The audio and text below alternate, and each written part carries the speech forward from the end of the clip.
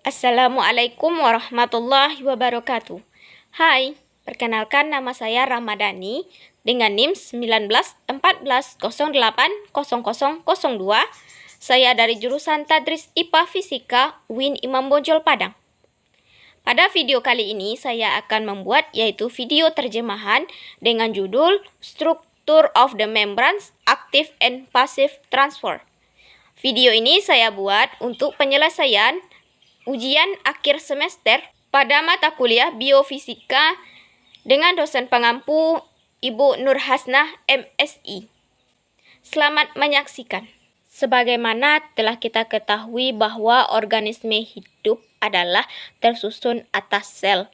Seperti pada organisme uniseluler, yaitu contohnya bakteri yang hanya tersusun atas satu sel. Sedangkan hewan-hewan besar lainnya tersusun atas triliunan atau bahkan ribuan sel. Salah satu fitur kunci pada sel adalah membran sel atau yang disebut dengan sel membran. Membran sel berfungsi sebagai pemisah antara sel bagian luar dengan sel bagian dalam. Membran sel adalah fungsi yang sangat penting karena tanpa adanya pemisahan maka kehidupan tidak ada. Karena suatu organisme harus terpisah dengan lingkungannya. Pada membran sel, tempat berlangsungnya metabolisme dan tempat penyimpanan genetik yang telah dikondisikan atau yang disebut dengan homostatis. Membran sel bersifat semi-permeable, artinya memungkinkan hal-hal yang masuk sambil mencegah hal-hal yang lainnya. Selanjutnya yaitu kita akan membahas lebih rinci mengenai membran plasma, di mana membran plasma ini sering disebut mirip dengan misel, yaitu di mana molekul dapat mengatur diri mereka sendiri dengan kepala hidrofilik yang menghadap keluar dan ekor hidrofilik yang mengarah ke dalam, kecuali jika misel tersebut bersifat bilayer fosfolipid yang menelan isi sel.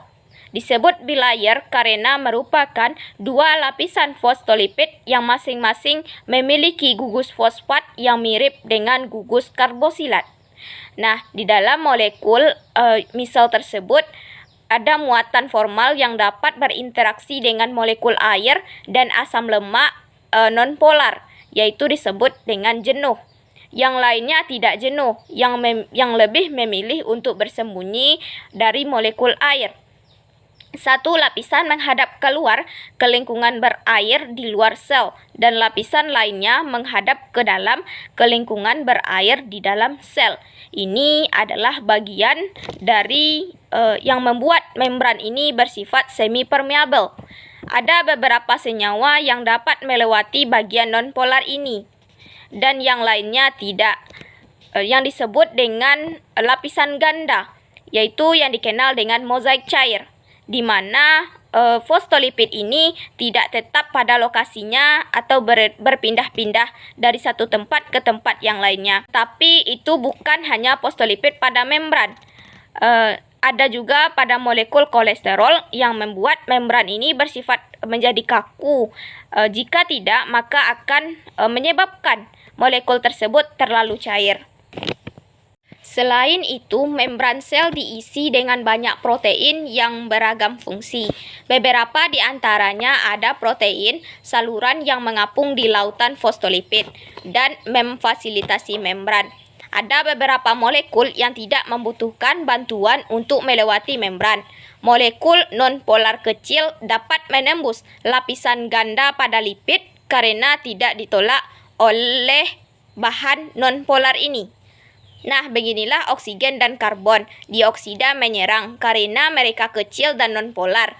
Proses ini adalah salah satu contoh dari proses difusi, di mana molekul bergerak melintasi membran secara bersama dengan konsentrasi secara spontan, bergerak dari gradien konsentrasi yang lebih tinggi ke konsentrasi yang lebih rendah, seperti hanya gas secara spontan mengisi ruangan. Nah, molekul lainnya membutuhkan bantuan untuk masuk dan keluar dari sel. Beberapa memerlukan energi untuk melewatinya melalui transport pasif. Tidak memerlukan energi apapun. Ini termasuk kepada molekul polar seperti air dan glukosa serta berbagai ion.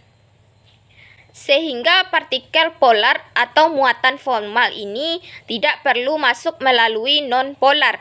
Ekor lapisan ganda pada lipid menggunakan jenis transportasi ini tidak memerlukan pengeluaran energi ketika partikel bergerak dari gradien konsentrasi. Karena ini adalah proses yang menguntungkan secara entropis dan kita dapat menyebutnya proses ini dengan difusi terfasilitasi. Jadi dapat diberikan contoh yaitu ion natrium dan ion kalium ketika bergerak dengan gradien dari konsentrasi tinggi ke gradien konsentrasi rendah. Dapat melewati transport pasif yang merupakan semacam difusi tetapi ketika sesuatu perlu bergerak melawan gradien konsentrasi sehingga transport aktif diperlukan.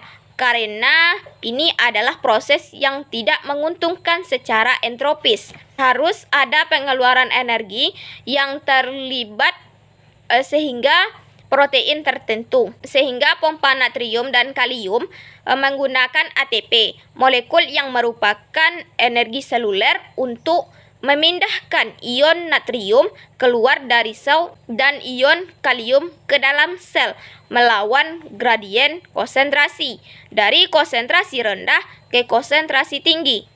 Protein transport yang membantu transport pasif dan transport aktif sangat spesifik yang masing-masingnya memungkinkan zat-zat tertentu. Waporin memindahkan air, saluran ion memindahkan ion, dan sebagainya.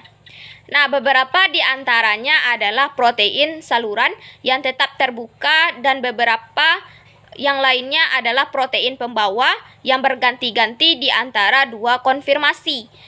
Seperti pada glukosa, di mana pengikatan dengan glukosa menyebabkan berubah bentuk. Dan kemudian setelah glukosa dilepas, maka ion berubah kembali ke konfirmasi awal. Di luar protein transport, ada beberapa jenis protein lainnya di dalam membran sel.